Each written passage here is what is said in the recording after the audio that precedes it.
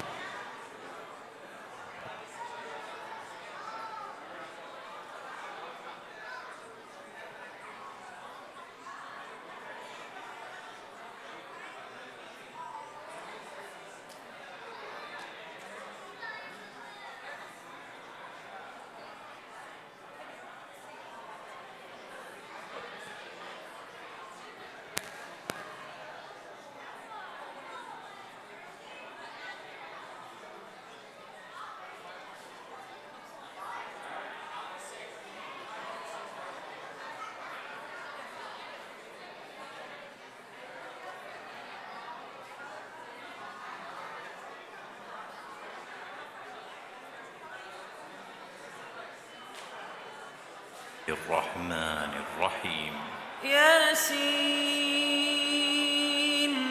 والقرآن الحكيم إنك لمن المرسلين. Call her a Down syndrome kid or a Downs kid. Because Sam is not a Downs kid.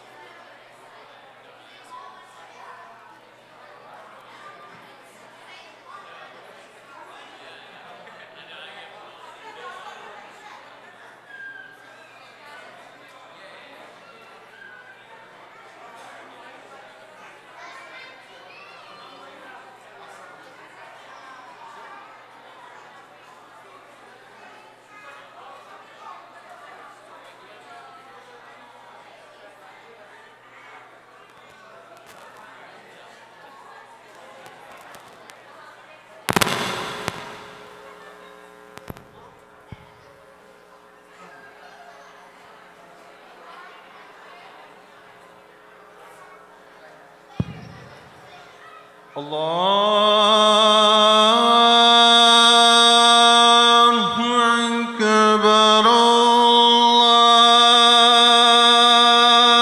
الله أكبر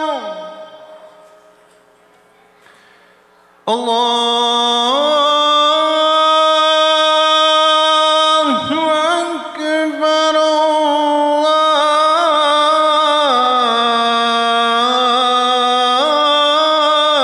الله أكبر أشهد أن لا إله إلا الله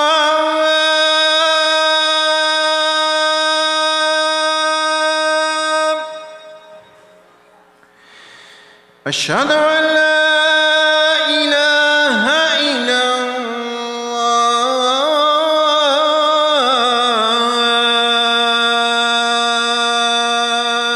الله أشهد أن محمدًا رسول الله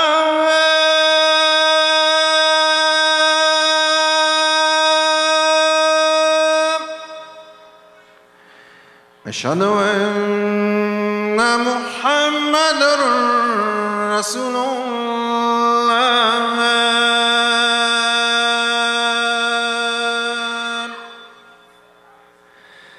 حي على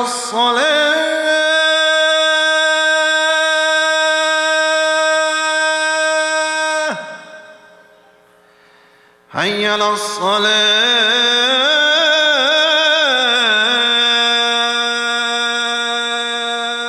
الصلاة حي على الفلاح حي على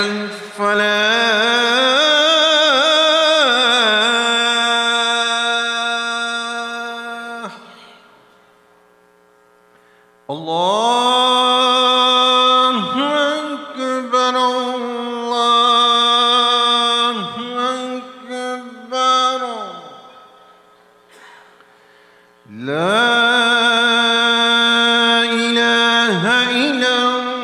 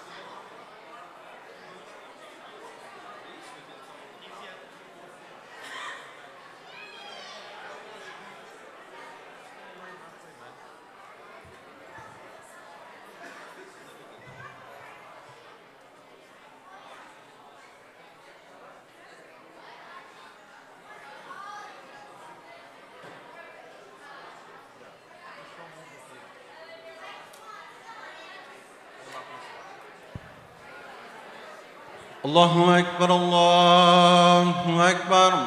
أشهد أن لا إله إلا الله، أشهد أن محمدا رسول الله. حي على الصلاة، على الفلاح، قد قامت الصلاة، قد قامت الصلاة. الله أكبر الله أكبر. لا إله إلا الله.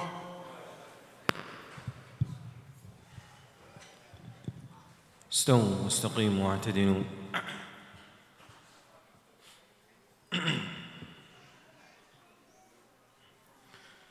استووا.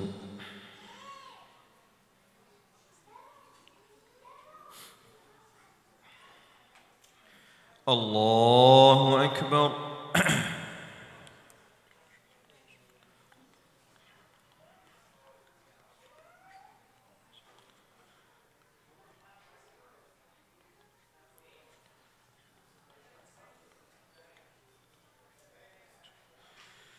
بسم الله الرحمن الرحيم. الحمد لله رب العالمين، الرحمن الرحيم، مالك يوم الدين. إياك نعبد وإياك نستعين. اهدنا الصراط المستقيم، صراط الذين أنعمت عليهم غير المغضوب عليهم ولا الضالين.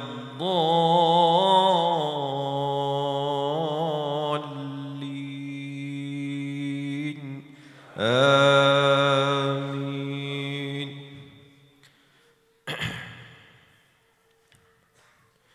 إنا أرسلنا إليكم رسولا شاهدا عليكم كما أرسلنا إلى فرعون رسولا، فعصى فرعون الرسول فأخذناه أخذا وبيلا.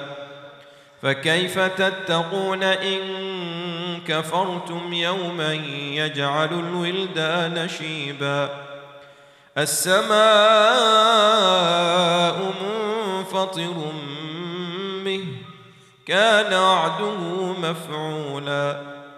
إن هذه تذكرة، فمن شاء اتخذ إلى ربه سبيلا. إن ربك يعلم أنك تقوم أدنى من ثلثي الليل ونصفه وثلثه وطائفة من الذين معك، والله يقدر الليل والنهار. علم أن لن تحصوا فتاب عليكم فاقرؤوا ما تيسر من القرآن. علم أن سيكون منكم مرضى وآخرون يضربون في الأرض يبتغون من فضل الله وآخرون يقاتلون في سبيل الله، فاقرؤوا ما تيسر منه. وأقيموا الصلاة وآتوا الزكاة وأقرضوا الله قرضا حسنا. وما تقدموا لأنفسكم من خير تجدوه عند الله هو خيرا وأعظم أجرا. واستغفروا الله، إن الله غفور رحيم. الله أكبر.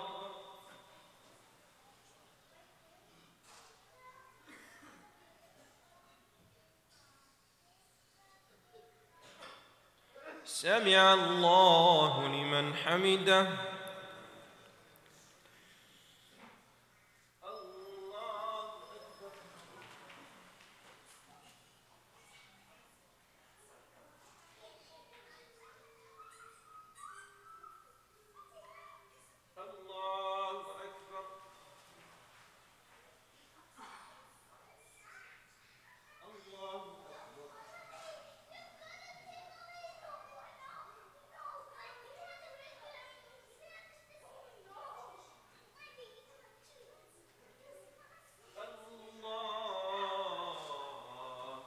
أكبر.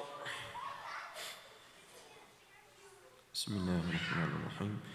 الحمد لله رب العالمين الرحمن الرحيم مالك يوم الدين إياك نعبد وإياك نستعين اهدنا الصراط المستقيم صراط الذين أنعمت عليهم غير المغضوب عليهم ولا الضالين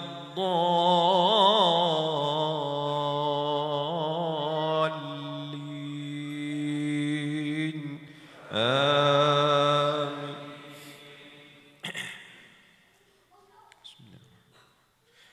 إذا السماء انفطرت وإذا الكواكب انتثرت وإذا البحار فجرت وإذا القبور بعثرت علمت نفس ما قدمت وأخرت. يا أيها الإنسان ما غرك بربك الكريم الذي خلقك فسواك فعدلك في أي صورة ما شاء ركبك. كلا بل تكذبون بالدين وإن عليكم لحافظين كراما كاتبين يعلمون ما تفعلون.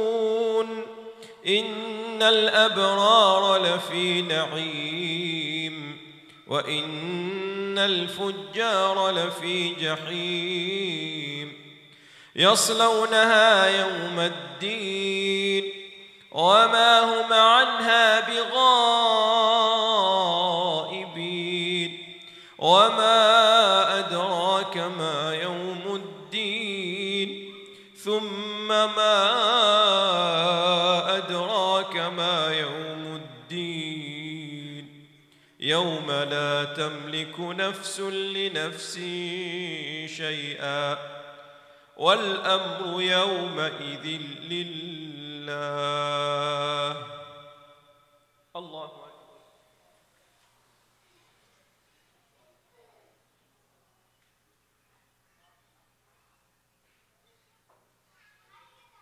سمع الله لمن حمده.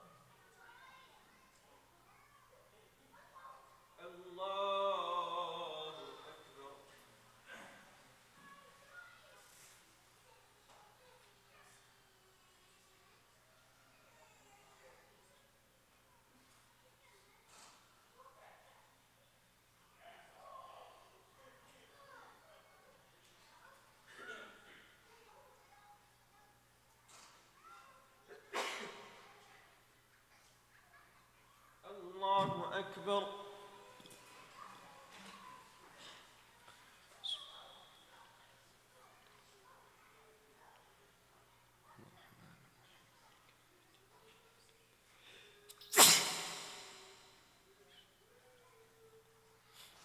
الله أكبر.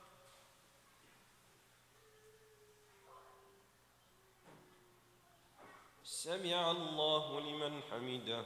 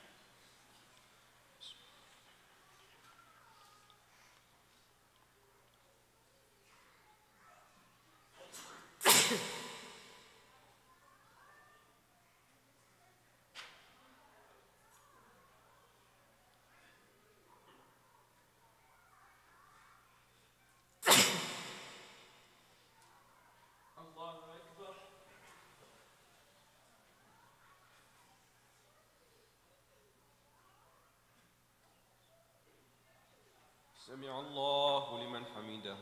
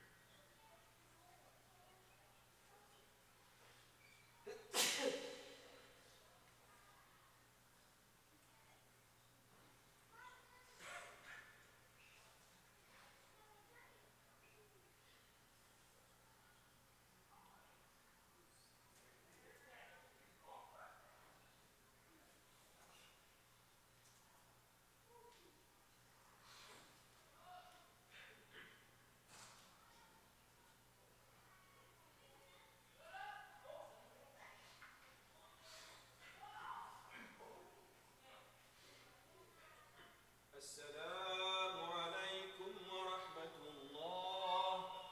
السلام عليكم ورحمة الله.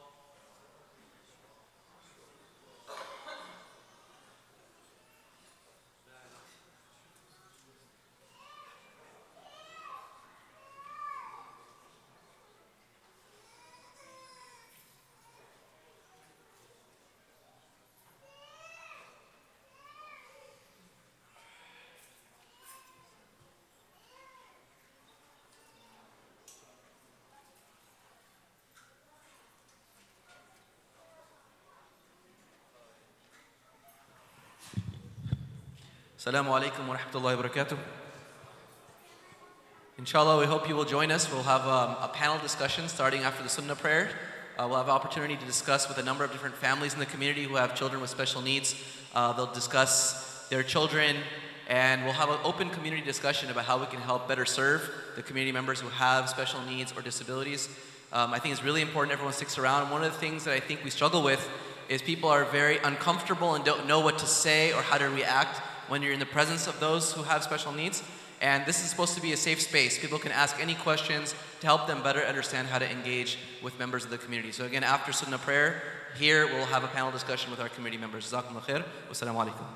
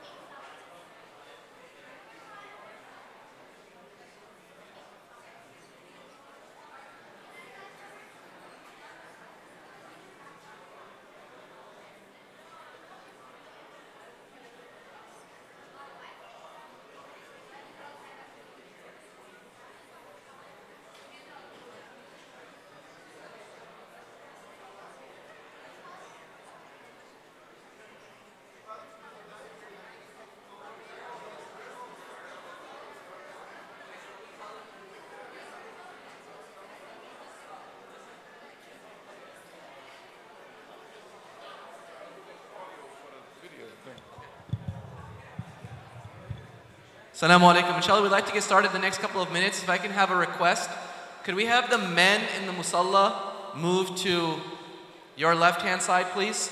So please, if the men can move to the left-hand side of the musalla, this way those who are the panelists will come up and take their seats.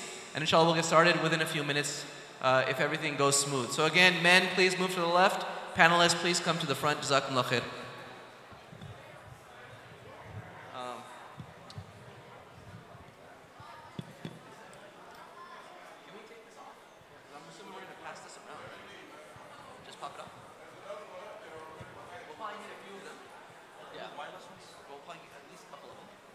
So maybe someone will use them. Yeah, I'll go.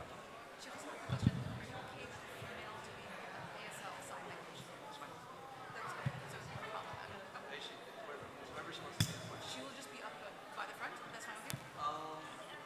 I would suggest, yeah, whatever is convenient. I was assuming. So the panel will be like. Oh, are you gonna move the tables over this way? Yes. Oh, okay, yeah, that's fine. That's fine. Yeah. Are you guys all the main people? Yes. My mom, I accidentally lost my mom's phone. Uh-oh. It has like a grayish, pinkish.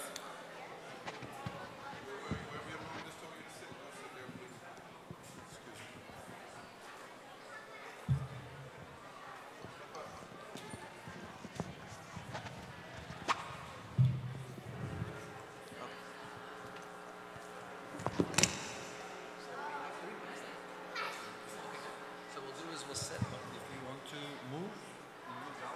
No, we'll keep that one. And then these to the speakers.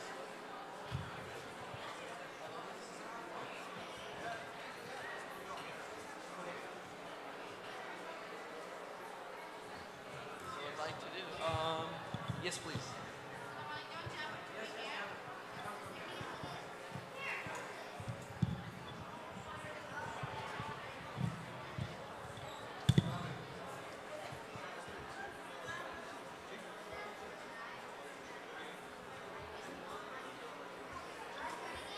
In 2 minutes, okay? Just give me 2 minutes to start it. What I will do is pass this to each person.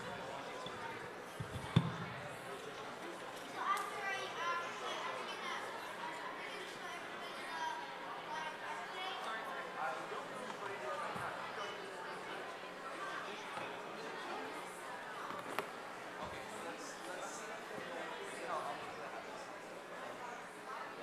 so I'm clear, so each family is going to speak for 3 minutes. Yeah, After that, it's so this is what we have in mind. So you just get the whole of yeah, split like up. 1 minute. That's fine. And then we're trying to play a video. It's a very Yes, nice intro I saw about that. it. So if that we get that working, then we'd like to do that. If we don't get it working, we can do it at the end. Got it. But I don't want to delay. And then, so if it's working, we'll do it. If not, we'll do it again. And then, yeah, basically each person gets about 3 minutes to give a brief intro about their family. And then open up for Q&A. Okay, is it Q&A like panel Q&A? Like you want to ask and have what wants to answer? Whoever wants to answer can answer. And what time are we? 9 p.m. Yes. And then at the very end, I just need to make a 30-second announcement. So, Are you the committee? not really. Because I think it's nice because I got a bunch of text messages today already. And that's great for people to know me. But I'm not going to face this special needs. So I think that I'll person. make an announcement at the end. I've been coordinating, but I don't want to disrupt. Well, I think it's good for there to be a point of contact so Yes, people yes. know like That's the announcement we're going to make. Yeah. Okay. everything's planned. I'll call you and sit down. And I'll call you after. You can recite. What do you recite? Some Proba? Okay, just do a few verses, okay? Make it short. That's perfect.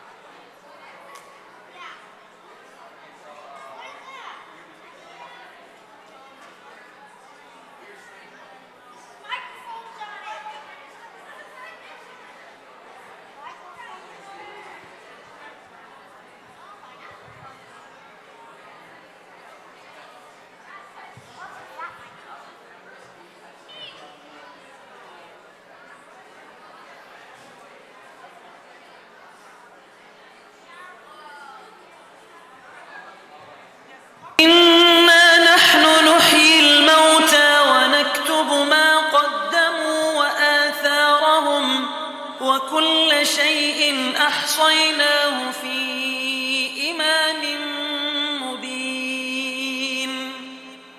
واضرب لهم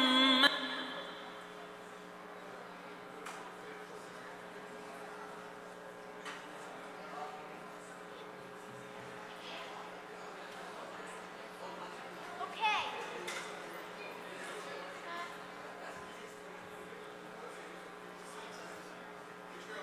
Yeah. Good. Oh no. Yeah. Yeah.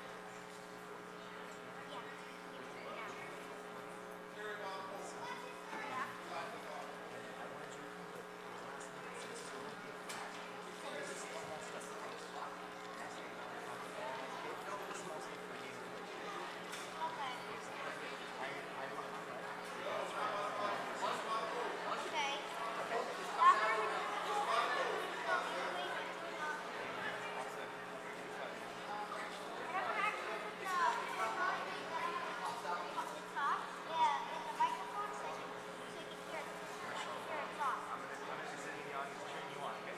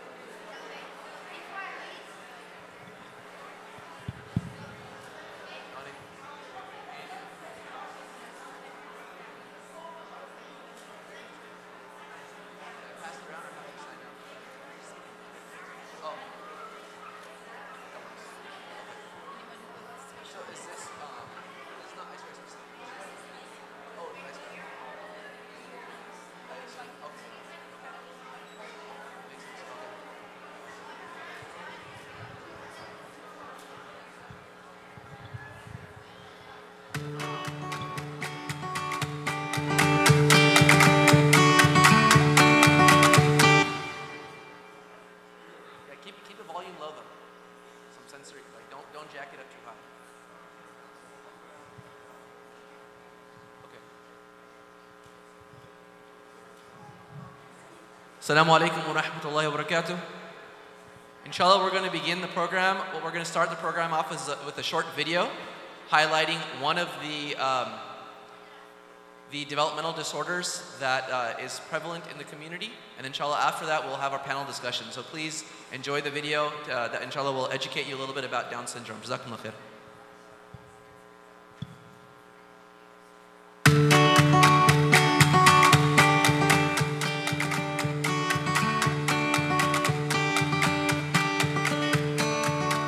Hi, my name's Rachel. I love my friend Savannah. I'm Savannah. I love my friend Rachel. Hi, my name is Sam. My friend Bobby is cool. Hi, I'm Bobby, and my friend Sam is the best. Hi, my name's Alyssa.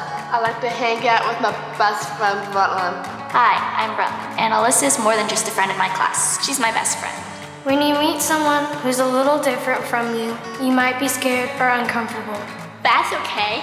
Because anything new is a little scary at first. But once you learn more about it, you get used to it. Because there you have knowledge. And knowledge helps you understand. And understanding makes it easier to accept. All of us is different. No one is exactly the same. We all have our talents, Characteristics. Strengths. And challenges. I have Down syndrome. I have Down syndrome. I have Down syndrome. I have extra chromosomes. Sam's cells divided in such a way that he ended up with an additional chromosome. A chromosome is a thread-like structure within each cell. Most people have 23 pairs of chromosomes for a total of 46. But a person born with Down syndrome has an extra chromosome. Alyssa has a third copy of chromosome 21. She has 47 chromosomes. I have 46 chromosomes and Rachel has 47. Having an additional third chromosome 21 is what causes Down syndrome. It's called Down syndrome. But I am not called Down syndrome. Down syndrome is not all that I am. Down syndrome is not who Alyssa is. She's just Alyssa. She's a person.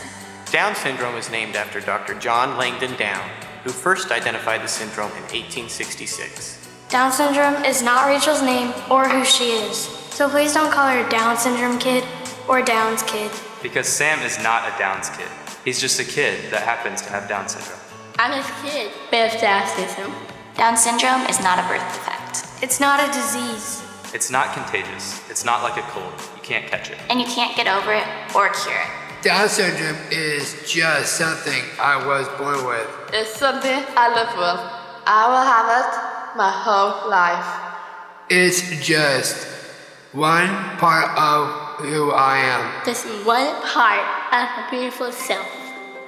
Who we are depends on our chromosomes. They are the building blocks of our bodies. Chromosomes determine everything about people, from hair color to whether they are girls or boys. Our chromosomes determine our hair color, eye color. They determine how strong our muscles are and how well our memory works. For example, my chromosomes give me blonde hair. My chromosomes give me blonde hair too. My chromosome gave me brown hair. And my awesome 3-point shot. Just like our chromosomes give us our hair color, kids with Down syndrome may have similar physical traits. I've noticed that some kids with Down syndrome have similar shaped eyes. And noses. It's just a part of Down syndrome. But everyone with Down syndrome is their own unique person, with their own personality and traits. There is a environment for me. I'm my own person. I'm my own awesome self. When you have an extra chromosome, like Sam does, it may cause you to have muscle hypotonia or low muscle tone. It makes it harder to move, react, stand up straight, and talk. It's like trying to write with socks on your hands. Sometimes I need some more time to put my books in my backpack or to zip up my coat. But I'm working hard to do the same things you do every day. Kids with Down syndrome sometimes leave class to be with a therapist so that they can do the things that we do. And they can do almost everything any other kid can do, including sports. Sam took on one of our varsity players in a 3-point contest and won. And Alyssa is awesome at cheerleading. Low muscle tone doesn't just affect the muscles in your body, it also affects the ones in your mouth. It's harder for Sam to control the muscles in his mouth. Sometimes it's hard. Understand me, I talk. It would be like saying something you really want to say with a mouthful of marshmallows. It's just harder to get out. Kids with Down syndrome do speech therapy to help them talk better. Because I have important things to say. And help me can talk well. I love acting and singing musicals. I've been a living praise so far. Some kids with Down syndrome have a hard time remembering things. Down syndrome may make it harder to remember things that just happened, or things that people just said. It makes it harder to think of things and focus for long periods of time. Sometimes I have trouble remembering. Sometimes I forget things. Even though remembering things is hard sometimes, kids with Down syndrome still go to school and learn just like you. But they may need extra time or help. Sometimes kids with Down syndrome may need to leave the classroom to learn more about things that you're learning. My parent is Miss Beck. She's my teacher, helper. She's great. Sometimes kids with Down syndrome need small breaks to give them time to get back on track if they get distracted. I go for short walks during school so I can get my mind back on running. It may seem like kids with Down syndrome are getting special treatment, but they aren't. They're just getting extra practice to help them learn. And with that help, they can do great in school. I love school and I'm in honor roll. I am a sophomore in high school. I am taking math and I am taking world geography. I am taking Spanish this year. Hola, ¿cómo estás? within. I will graduate from high school this year. Down syndrome may also make a difference in the way kids' eyes, ears, nose, and throat work. It may also affect how tall they grow. Kids with Down syndrome may have some problem with seeing. That's why the type on Rachel's worksheet is sometimes bigger than mine. Kids with Down syndrome might have trouble hearing. Sometimes Sam doesn't do the things teachers ask him to do because he can't hear them.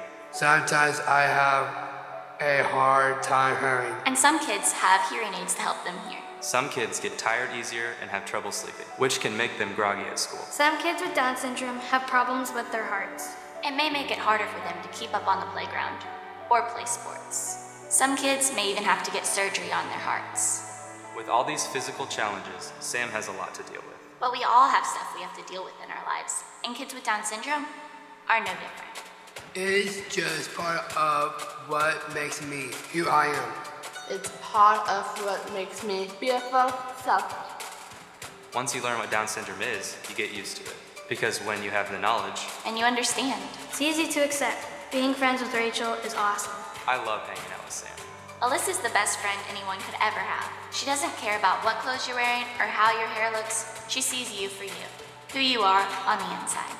When Rachel leaves, wherever we are, no matter how many people are watching or how excited she is to go, she always says, "Goodbye, Savannah." She never forgets about me. Sam puts everything he has into what he's doing. When I see him working so hard at basketball, it makes me appreciate being part of the team. It makes me want to work as hard as Sam works. And whenever I do well in a game, he is always there cheering the loudest for me. He's genuinely happy for me. It's really cool. I am a good friend. I really can't nothing. I have friends with Down syndrome or without Down syndrome. Anyone can be a good friend. It's easy to be good friends with somebody with Down syndrome. Just treat them like any other kid.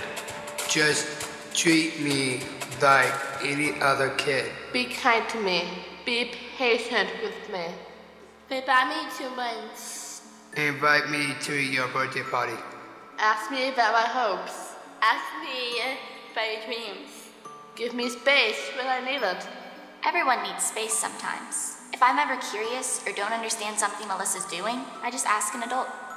And just like any other kid, if they are behaving in a way that makes you uncomfortable, ask them nicely to stop or get an adult to help. Rachel loves to give hugs. And most of the time, I love to hug her back. But you don't always have to hug your friends with Down syndrome. Giving them a high five or a smile works too. I love to high five too. And help your friend with Down syndrome if they ask for help. But don't baby them. Sometimes I need some help, and I ask for it. But most of the time I can't do it myself. And slow down. Slow down. Slow down. I understand you better and then slow it down. And please wait for me to finish. And please wait for me to finish talking. Just give me a little time to do stuff. I am worth the wait. All I have to do is wait 10 seconds. 10 seconds. 1, 2, 3, 4, 5, 6, 7, 8, 9. 10. That 10 seconds will allow time to open the door to a new friendship that will change your life forever. It's awesome. And if you can't understand what your friend with Down syndrome is saying, just ask them to say it again. I have to sit again. Or you can ask them to slow down. I can slow down what I am saying. Or you can ask them to act out or show you what they're saying. If that still doesn't work, ask your teacher or another adult to help out. Just like all of us, kids with Down syndrome have a range of emotions. They get happy, mad, sad, and frustrated. Sometimes math is hard for me. I get frustrated, but I work through it. I get frustrated with my math homework too. Kids with Down syndrome get sad. When our friend Connor passed away, we all took it pretty hard, and so did Sam. I miss Connor. I get sad when people use the R word. One day, a girl in my lunchroom called her friend retarded, and it hurts my feelings. And I am sad.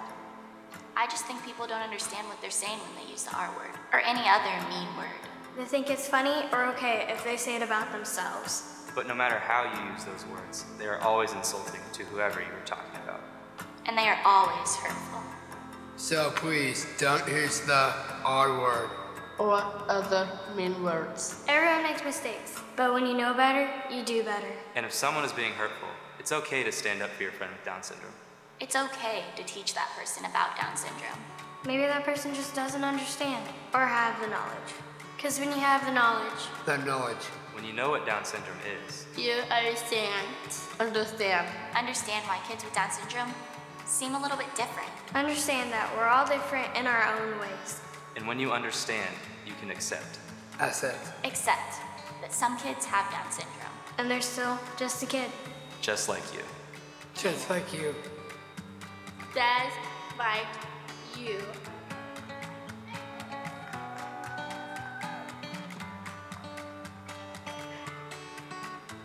Just like you.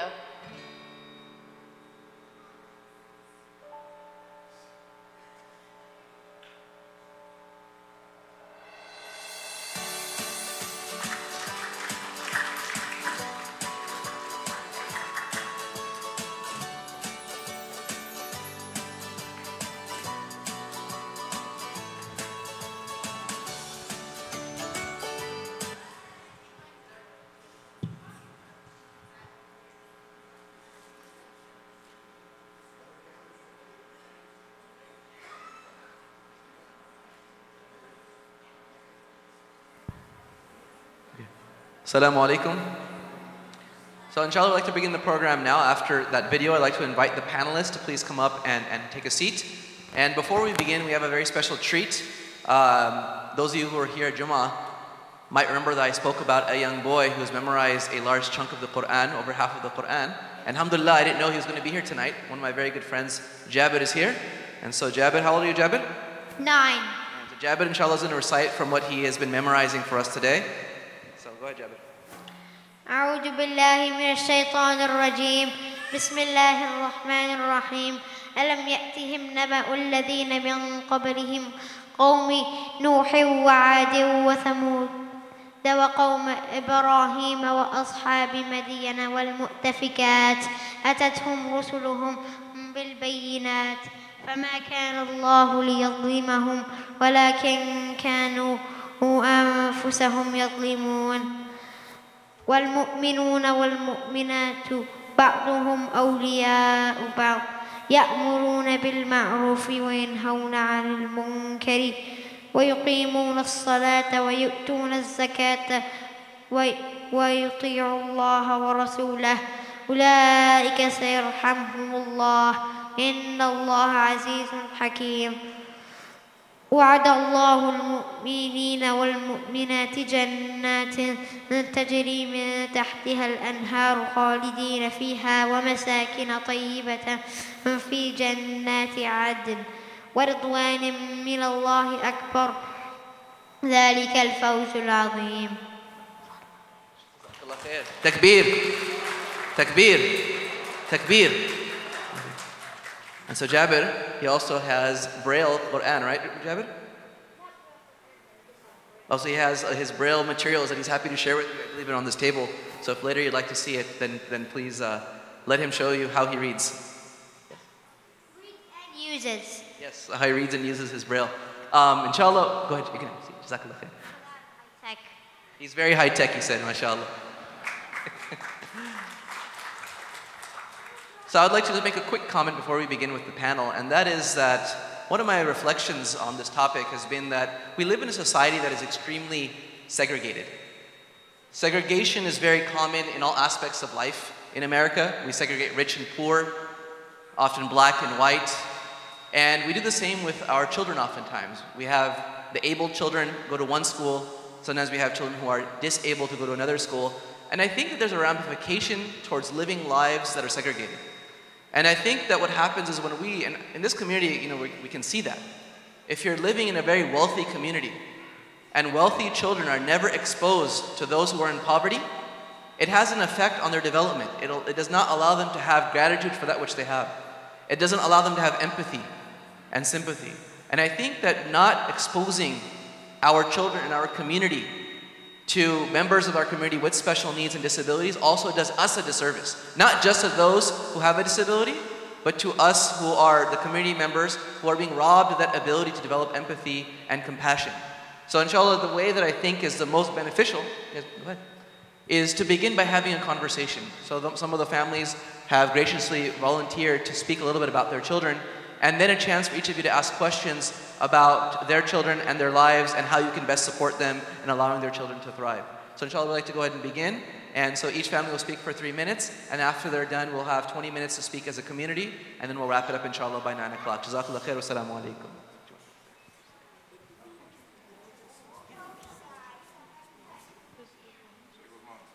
Bismillahirrahmanirrahim. Assalamu alaikum. Jazakallah khair everyone for coming. Really appreciate it. I want to tell you a little bit about my daughter Hannah. She's 17. She has a diagnosis of Angelman syndrome, which is a deletion or a missing piece of a portion of one of her chromosomes. And that small little missing piece, subhanAllah, causes her to have seizures.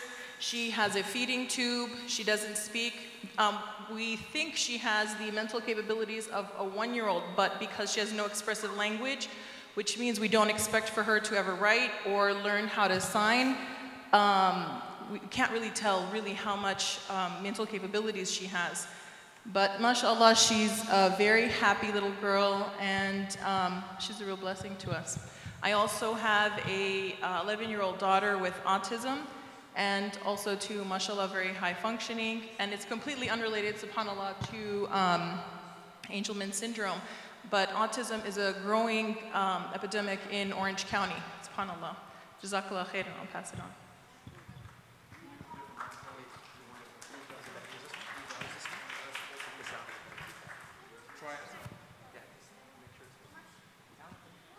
بسم الله الرحمن الرحيم رب اشرح لي صدري ويسر لي أمري واحلل عقدة من لساني يفقهوا قولي وصلى الله على محمد وأصحابه وأزواجه وآله الطيبين الطاهرين.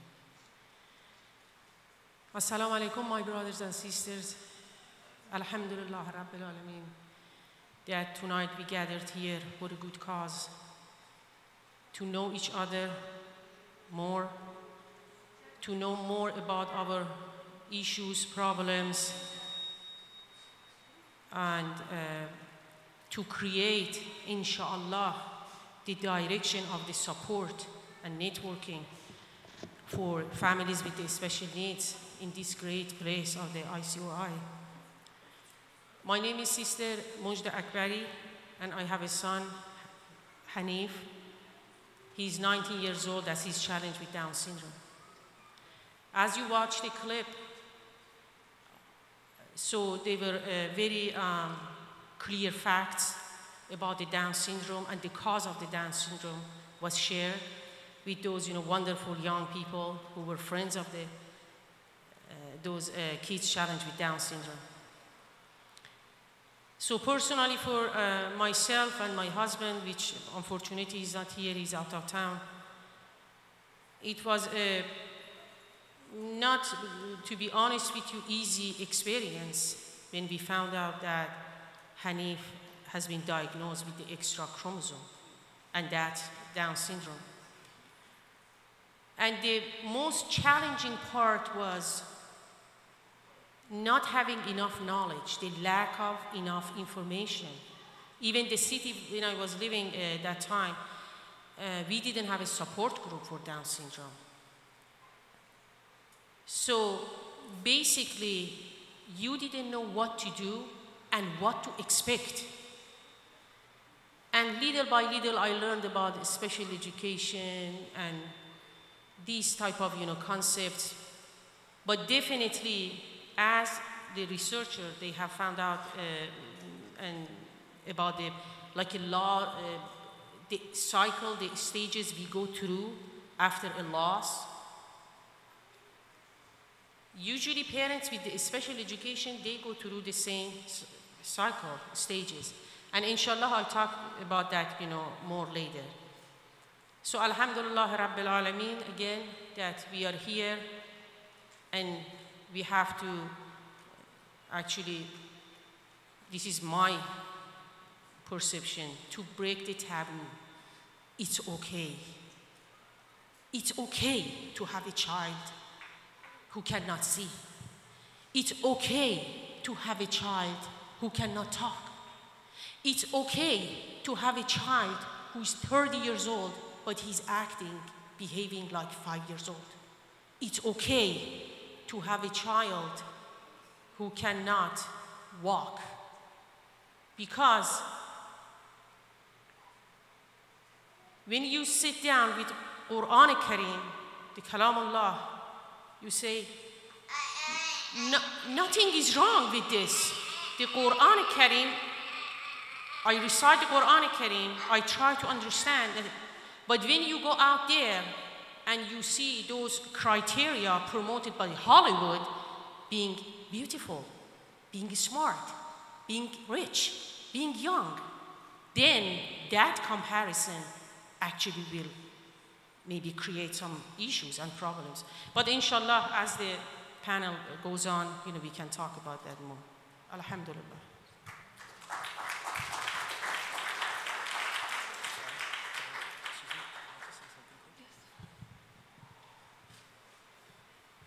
Assalamu alaikum. My name is Ahmed, and this is my friend Hanif, as Hanif just mentioned. I would like to tell you guys that Hanif, he's just like all of us. He's actually really funny. He's one of my best friends. We always hang out together like most of the time. I met him here actually at the youth group at ICOI. On the weekends, we try to go out as much as we can, but I'm usually busy, or he is. But whenever we get the chance, alhamdulillah, we do. He likes to skateboard. His favorite color is green. That's the color of his skateboard. I usually ride my bike sometimes, and he skates next to me. He's really funny, and he's really sweet. And I would just like to let you guys know that you shouldn't treat him as the other or someone like different from us, because he's just like all of us. He's a normal human being. And yeah, that's it pretty much. Thank you.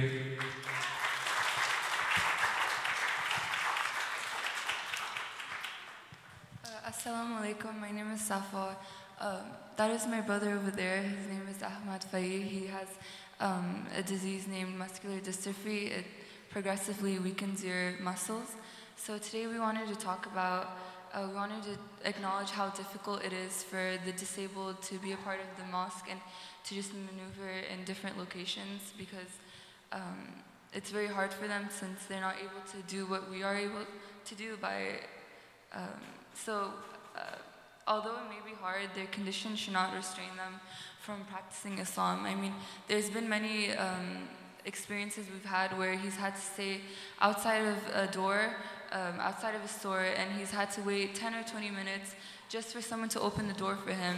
He's called out for people, and there has been times where people just pass by him and they don't even acknowledge him. They just act like he's not there when he's asking for help. So we just wanted to make it easier for them, not just for him, just for everyone who's disabled, by having someone, an individual that can accommodate them, by helping them and guiding them where to go. And for example, in the mosque, there could be any volunteers that could help them, tell them, there could be small things as if taking off your shoes before coming inside and praying. It helps them a lot. And there's 2 years ago, I had a brother. His name was Samir Nabisada. He passed away from the same condition, and I'm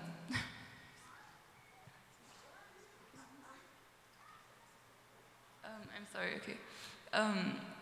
He really wanted to always come and pray, but it was very difficult for him and his condition. So we just wanted to.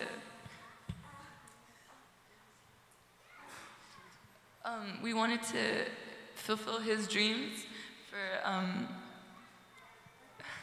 we wanted to fulfill his dreams and make it easier for other people who have the same condition as him, and just make it easier for them so they could feel normal and feel like they're able to practice Islam without any problems.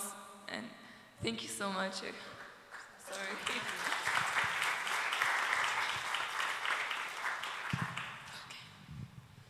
Assalamu alaikum. she already made it difficult on everybody to speak. So I have an autistic daughter who is lower functioning, and she knows about Islam, but of course, like every other disability, it's difficult to be in the community, being different. She is different. So I will allow our teacher, who is a higher functioning autistic individual, but she is Christian. And while my daughter is lower functioning autistic, and she is Muslim. So she has experience from both sides of this issue. So she will be talking for First, is there anyone actually using my signing? Is there anyone that really needs the sign language? No? Okay. Just want to clear that up because it is very difficult to speak English and sign at the same time. Yeah. So, my name is Beth, and I guess I will read. So, autism is a neurological condition that affects social, emotional, and language development of the individual, as well as their sensory perception. What this means is that people with autism have difficulty understanding the world around them. Sounds are too loud, speech is too soft, lights too bright. The world is covered in a constantly moving static. The people around them knowing and following rules that are impossible for them to figure out. The popular myth that people with autism have no feelings is far from the truth. We might feel differently about things than other people do, but we feel them very strongly. I am autistic. Although I am higher functioning than many, I still struggle, especially in new environments, such as this one. I am an advocate and a tutor, and it is from working with a young adult with autism in your community that I came to be invited to this event tonight. Regarding access for people with disabilities in religious communities, I can speak from my own experience in the Christian communities that I've been involved in. The Lancaster Baptist Church in LA has a separate Bible study and worship service in the morning for the deaf, in addition to interpreted Sunday evening service and midweek Wednesday service. The deaf are able to better understand the Bible and the service because they have access in sign language. And I've witnessed that firsthand. And I can also understand the lessons in sign language as well as English. So. In the Mormon Church, the Church of Jesus Christ of Latter-day Saints, as they like to be called, they have manuals that help their leaders and Sunday school teachers to know how to best help members with disabilities, both the children and the adults. And the able-bodied children sometimes volunteer to complete tasks or help with tasks on behalf of a fellow child who has special needs. Many Christian organizations make editions of the Bible available in Braille and in audio for the blind. Some organizations have also put in video in American Sign Language for the deaf, the Bible. In LA, there's an apartment complex for the deaf-blind. These are people who are both deaf and blind. If you've heard of Helen Keller, that's a very similar condition these people live with. It's run by a church, and they help the residents go to the doctor. And every Sunday, they have to find a person. For each person who's deaf-blind, they need one person who knows how to sign. So if they have 10 deaf-blind people, they need 10 people that can sign the service. They sit with each deaf-blind person and have them understand the service.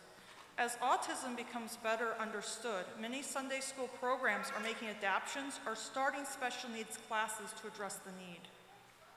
There are many programs and services that are being done in the community, and while nothing is perfect, every step we take to include people with impairments will help them learn about their religion and the community and help to lessen the sense of burden that many of these families feel. Now, while I myself do not feel that my disability is a burden, it is part of who I am, unfortunately, in many communities, it's considered a burden. Not just this community, but many other communities as well, and I've witnessed that firsthand as well. I believe strongly that no matter what your religion, you should have access to it, and disability should not stop that access. Thank you.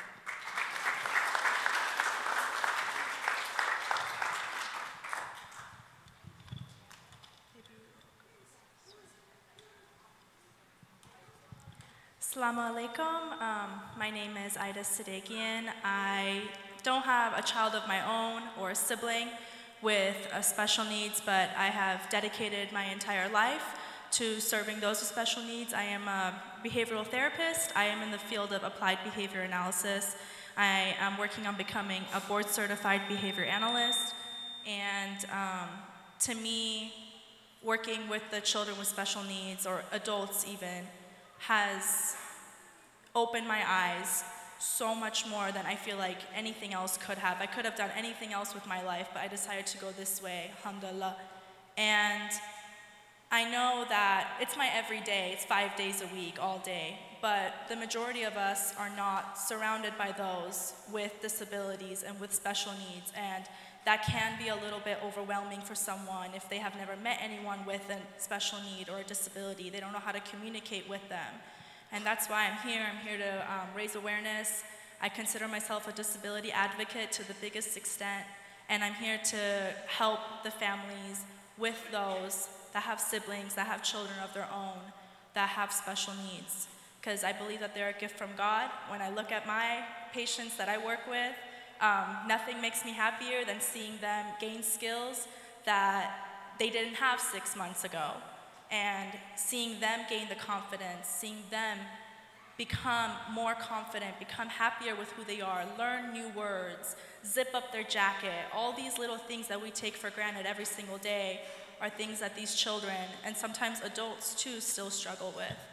So I'm just here to raise awareness, share my experiences working in ABA, and hopefully encourage others to not necessarily work in the field if that's not what you want to do, but at least spend more time with those with special needs, and because it really will change your life, and it's a true blessing from Allah. Thank you.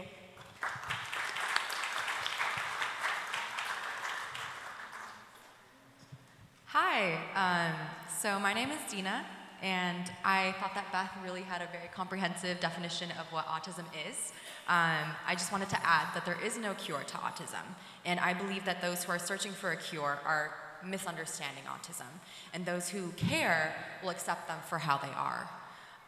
So I am also in ABA therapy. I'm a behavior interventionist, and I have a brother who is on the autism spectrum.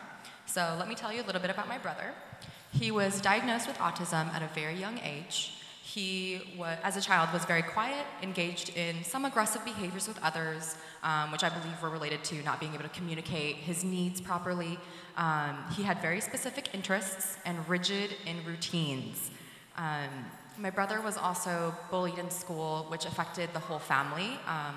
We really felt it with him when he would describe his experiences. Now, my brother is in college, which we're very happy for him. He's a very intelligent person. He's very clever, funny, shy and reserved. He has difficulty doing things for him, such as when it comes to school and life skills. He has the knowledge, but oftentimes lacks the motivation. He is extremely honest, and we are blessed with his honesty. However, at times he can be too honest. He's quite frank, and my family loves him very much, and it can be difficult when we think about his future. We're very worried for him and his well-being due to lack of social and communication skills and how that affects him now and in the future. From when I've talked with him recently, I've noticed that it's very difficult for him to accept help through services in school, and I believe that it's related to internalizing stigma of mental illness and disabilities. However, without these services, I believe that it hinders a lot of folks that they wouldn't get the services and help that they need.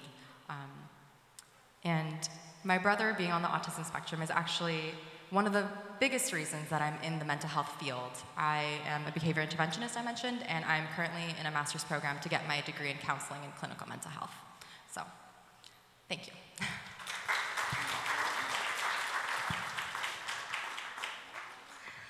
Assalamu alaikum.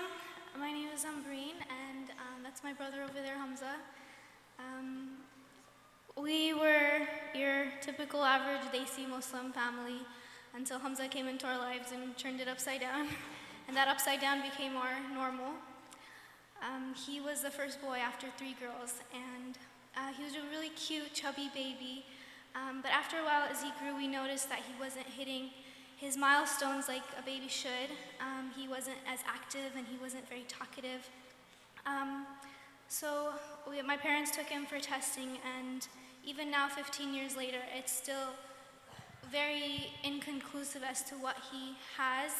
He has a lot of behaviors that are very close to kids on the autism spectrum, but some doctors said it was something called Dandy-Walker syndrome. Another doctor said he has a mild form of cerebral palsy. This is all related to neurological damage to the brain.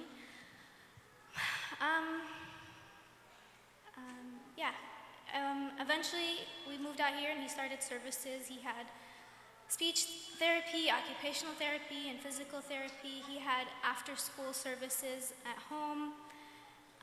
Life with Hamza was not without its challenges, but I think now we try to focus on the good. But one example was that he had multiple surgeries, and one of them he had a cast up to both of his knees, and recovery for that for anybody would be hard, but this was, much more.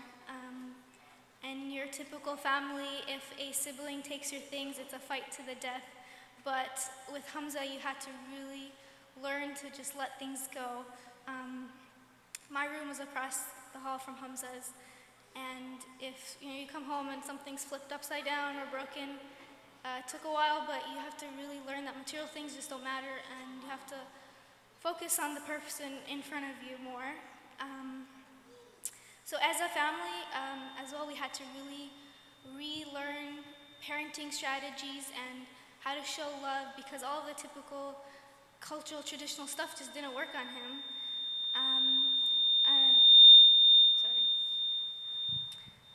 Another thing about my family is that if each of us has a career path or is in a field where we want to help people or take care of people. I was also doing behavioral applied analysis, and I was working with kids with autism for the past year and their families.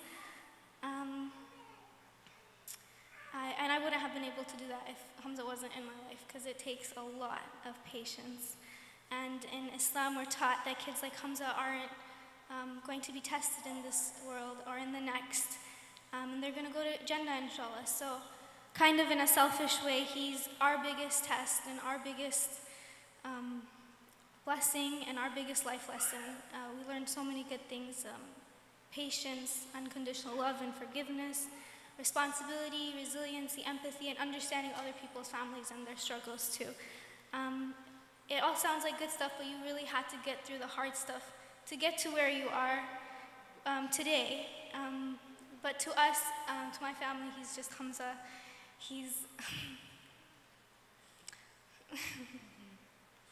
he's just, my little brother. Annoying, stubborn, funny, goofy, affectionate.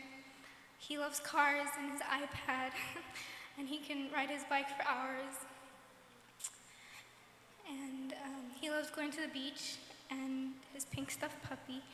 And my day isn't complete if I don't have a 4 p.m. FaceTime call from him.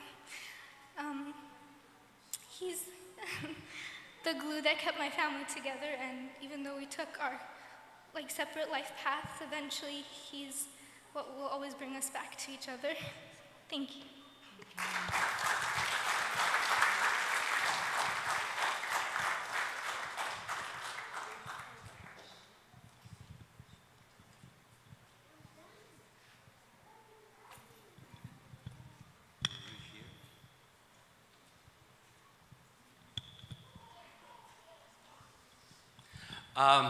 Everybody hears my voice, right? Thank you. Assalamu alaikum wa rahmatullahi wa barakatuhu.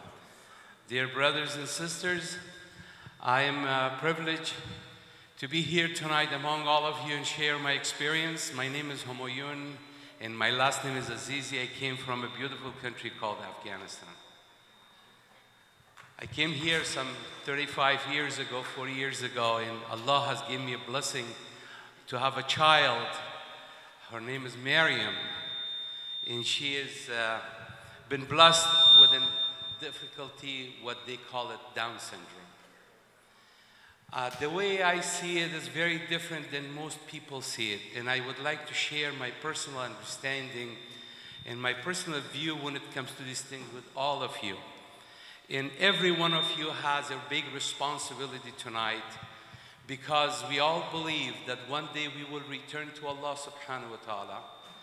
And for every single things we have done and every single things we have said, we will be responsible on the day of Qiyamah.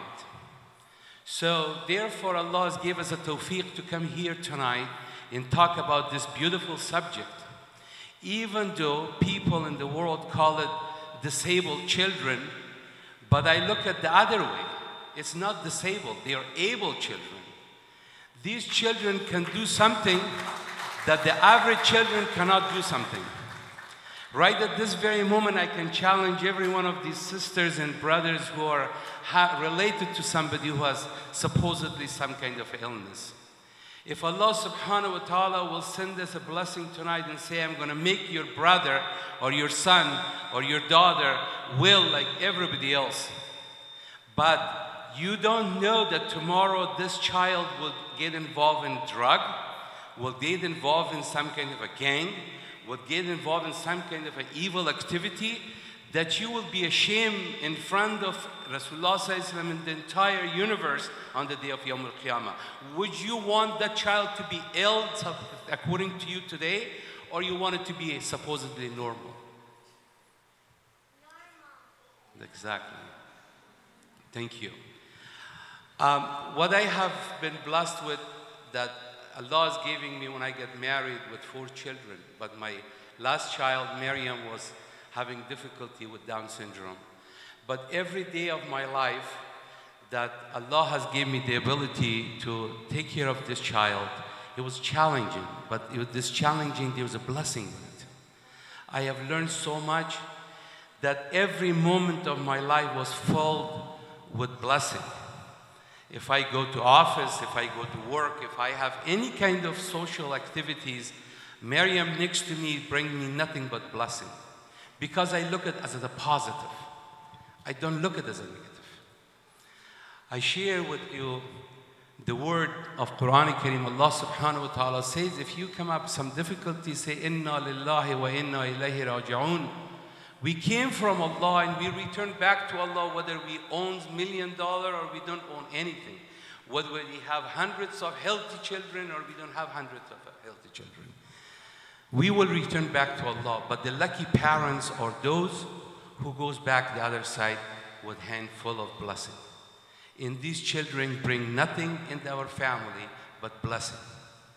I share with you a very beautiful story that I've learned when I was growing young. This story was related by Muhammad Ghazali Qaddasallahu Sirrul Aziz. This is a story of Janab Hazrat Hassan Basri. The story is that one time Hassan Basri rahmatullah alayhi was going on a journey for some business, and he stopped by in the middle of this village, sat down on the tree, opened his bag, tried to eat his lunch, do his prayers, and continue on his journey. While he is sitting in there and he's watching, he sees on the right, there's a group of children. They're so happy playing with each other, laughing, joking, jumping, and doing everything. And then on the other side, there's a child sitting, unable to move, not able to talk, nobody around him. And he is just looking at those kids. He is enjoying just watching them, not participating, but watching them. So he, as a man of Allah, as a man of holiness, he was very disturbed by that. So he started crying. He packed up. He went and knocked on the door. Some woman opened the door. He says, "Mother, is this your child?" He said, "Yeah, this is my stepson." He says, "Mother, this child needs caring. He needs a food. He needs a water. He needs a bathroom. Please, can you look after him?" So she said something. He left and he gone. On the way coming back, when he returned back home, he stopped by the same village again. And he was looking around. He didn't see any of those children. So he take a little nap in there, and he dreamed that Allah subhanahu wa ta'ala is showing him the opposite experience. That boy is now healthy and happy, playing with these other boys and running and doing everything. And Hassan Basri, rahmatullah alayhi, in his dream, he's thanking Allah subhanahu wa ta'ala that you have shown me the beautiful part, really. But as soon as he started praying, he saw that this boy started beating those other boys. He started breaking the walls. He started jumping on the tree. He started, in a matter of one day, to go to a neighbor's home. He started fire. In a matter of half a day, the whole town was in destructions. Hassan Basri woke up from the dream and he saw, subhanallah, there was a wisdom behind this. That Allah subhanahu wa ta'ala saved the child and saved the parents of the child and saved this whole community. We have stories like this in the Quran Kareem. We know in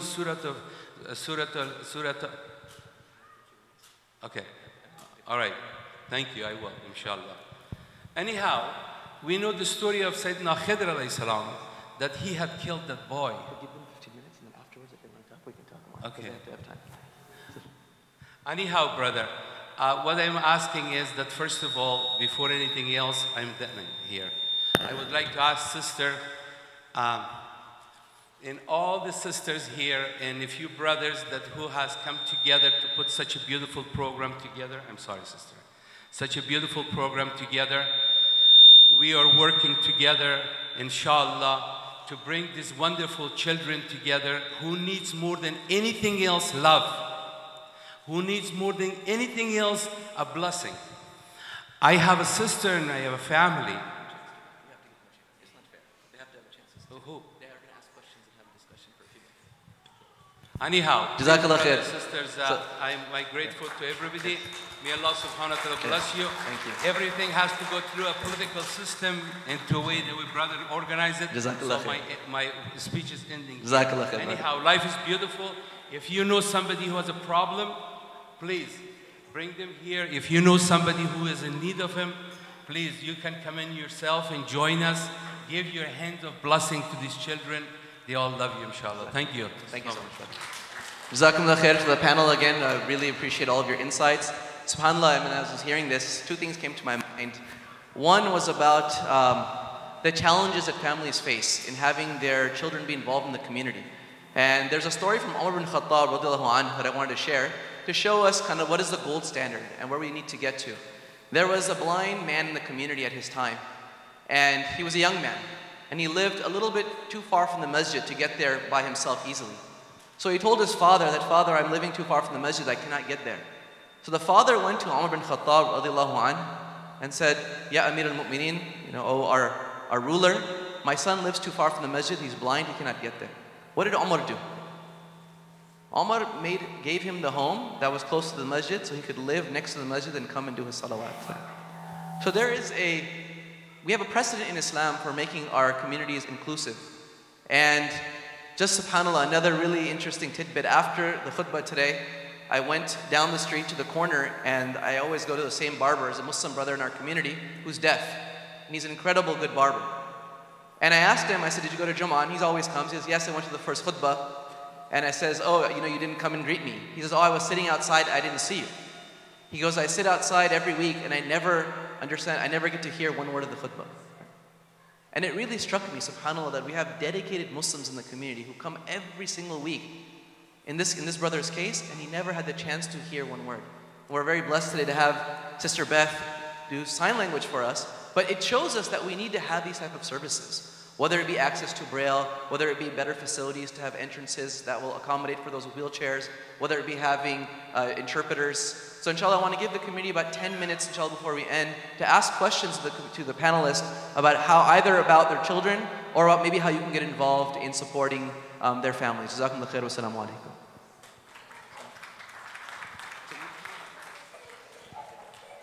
So, yes, sister. Let me give you the microphone. Let me give you the resources, the availability of resources for these children.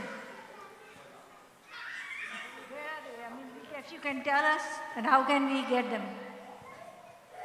So the question has to do with what are the resources that are available, or how can we find resources for these children? So if anyone wants to take it.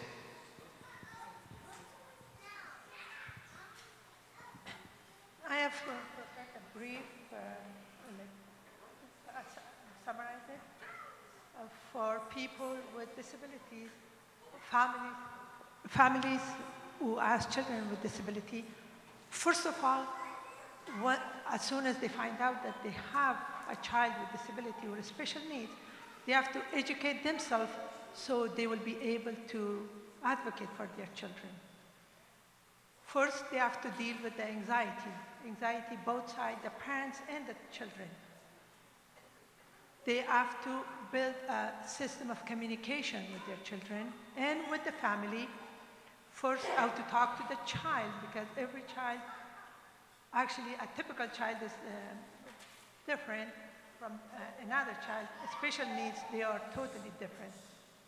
And also, how to communicate between each other and the family, not to insult that afflicted child, not to feel them pity, or not to exclude them from the communication in the family. Also, they have to provide visual support for that child. Some children, like my own daughter, the only way she understands is when you provide visual cues, visual clues to her. If you talk to her, she wouldn't understand it. Also, we should develop some kind of system how to help our special need child. There should be a system, and we follow that system. And also, we have to know the system in the community, how to use that system in the community, services available in the community at their maximum to benefit and support our children. Another issue that most family is with educators, with the school system. We have to partner with them. They are not perfect. Okay, they are not perfect, but we could work with them and make that whatever they offer for our children work for our children. Also, from the very beginning, we have to teach our children life skills, trades or hobbies. Also, we have to, from very young age, we have to know how they're going to be living their future life. Regardless of the parent's age or the child's age, we have to start it early. As Muslim, we believe that Allah subhanahu wa ta'ala supporting these children. Yes, and also as a Muslim, we have obligation toward our children that we have to arrange for their future, for their lives after we are not there around them. We have to arrange for that in the early ages. And most important of all, from my own experience, we have to start networking with other families with special needs children. This way, we will receive moral support for our own family. We can find other families or other parents who could understand my child as much as I know my child. When I'm not around, they could advocate for my children. Also, to find friends within their own abilities and the community for our children. And another aspect of networking with the special community is to find support for the siblings of our children. So when my daughter sees this young woman, she gets kind of peace in her heart that she is not the only one who has a sister or a sibling with special needs. And they could get along and they will understand each other and be a good support for each other as well. Salam. I also just wanted to add, alhamdulillah, here in Orange County, we have a lot of services and a lot of companies that are offering different therapies that a child with special needs may need. So the first thing is after you go and you get a diagnosis, for example, the doctor that usually diagnoses will recommend a certain amount of services, and after that you can do your research and look up different behavioral therapy, occupational therapy, music therapy, whatever that your child needs. And thankfully, again, here in Orange County, we have a lot of services. So I'd be more than happy to talk to you more about that afterwards as well, inshallah. Okay, so inshallah we'll have time for one more question. I think one thing I'd like to address is there's a general need that families have, but there's a specific need within the Islamic community. So I wanted to address that. Often what happens is that families who want their kids to get access to the Quran programs or Sunday schools, once the school, if they check off their kid has a disability, oftentimes the school says they cannot support them. So I think this puts now a responsibility on the community to say, look, how can I volunteer my time maybe to be a one-on-one aid for a kid who has a special need. Maybe he has behavioral problems, so I need to be there to support him, to provide those visual cues, so on and so forth. So I think that we need to take some responsibility on ourselves, if we have the time, to say how can we support their development. And inshallah, again, there's a whole committee in this masjid that right as we close, they'll get a chance to speak about who they are, and you can get in touch with them if you would like to volunteer your time. So inshallah, we'll have time for one more question, and then we'll want to wrap it up by 9 o'clock. So, Rhonda?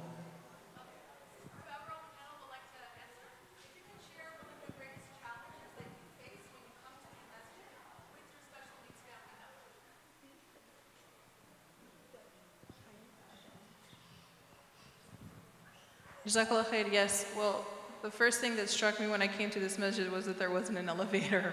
But the other thing is just to be more welcoming. It was very difficult to come in. I hadn't come to the masjid for about 10 years after I had my daughter, and my other daughter also was diagnosed with autism. And when we would come in, if the children would make noise or would run around or just do things that aren't appropriate for the masjid, I felt like I couldn't come in. People would look at me or look at the children, or they would say something, and it's obvious that, you know, the child has something, you know, going on. And subhanAllah, I felt I'm not going to do this to everybody else. And so I didn't come to the masjid for about 10 years, and it was very difficult at that time, subhanAllah, to be so close. And later on, when I decided they deserve to come to the masjid too, you know, we just come little by little, I felt like if I can show people how to be more welcoming, you know, if I see someone come in case they need to have the door held open, or you know, I see a child, you know, doing something, you just have mercy on them. You give someone 70 excuses. You don't know what's happening. You can see, you know, subhanAllah, for Hana and for some other children that they might have some type of a diagnosis, but for some other children you don't know. But whether they're child or adult, it doesn't matter. You know, it would be nice just to feel welcome, have a smile, give the person 70 excuses, and just make them feel welcome. We need to end it quickly, so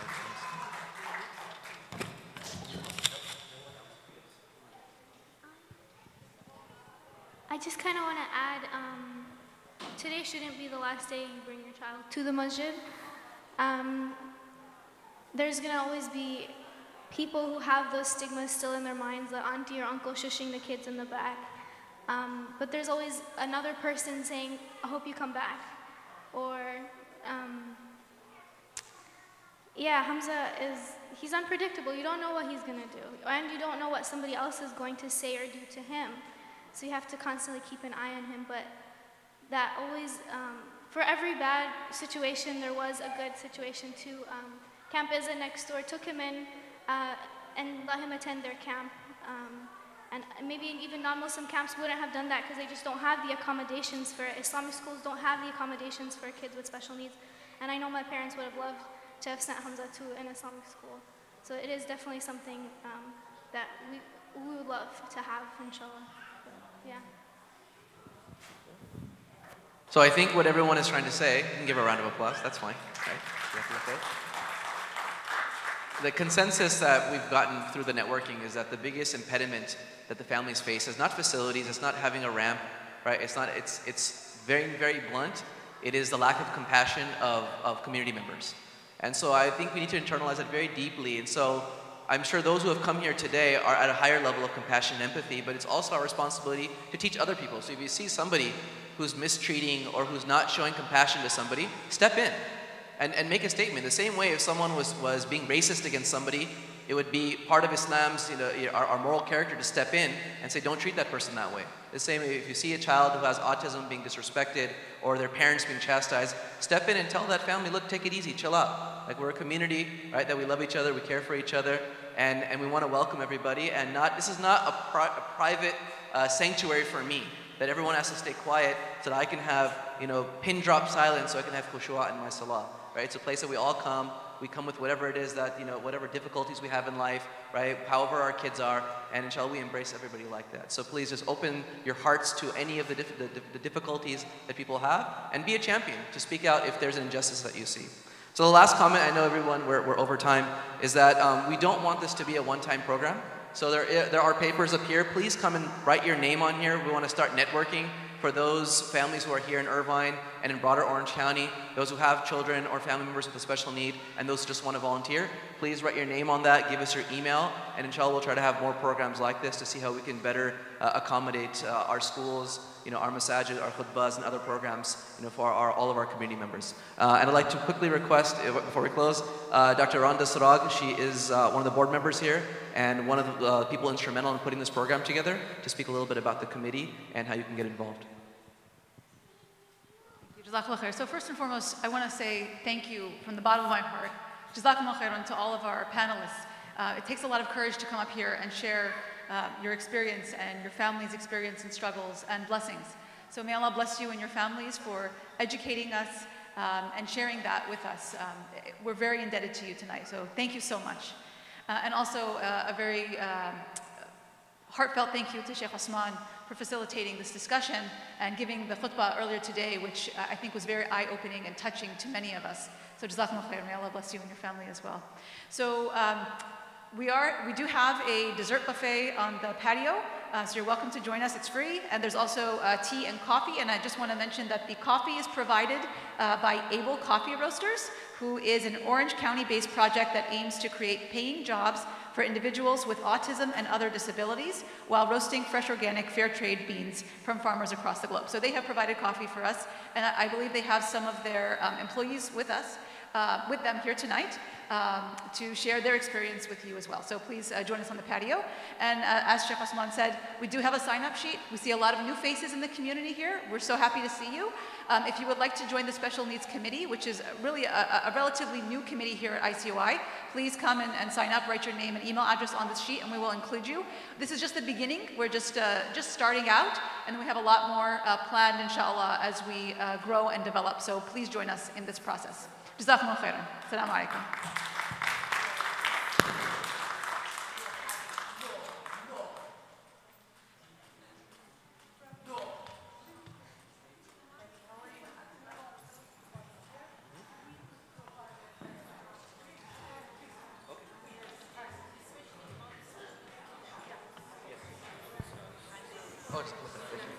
And again, for those who would like to volunteer, even if you don't know anything about special education or how to support children, the families here and many of the therapists are willing to provide that training to you. So if you don't know how you could help out but you just have the time, please sign up, and inshallah our professionals will help you gain the skills to support the children. Jazakallah khair.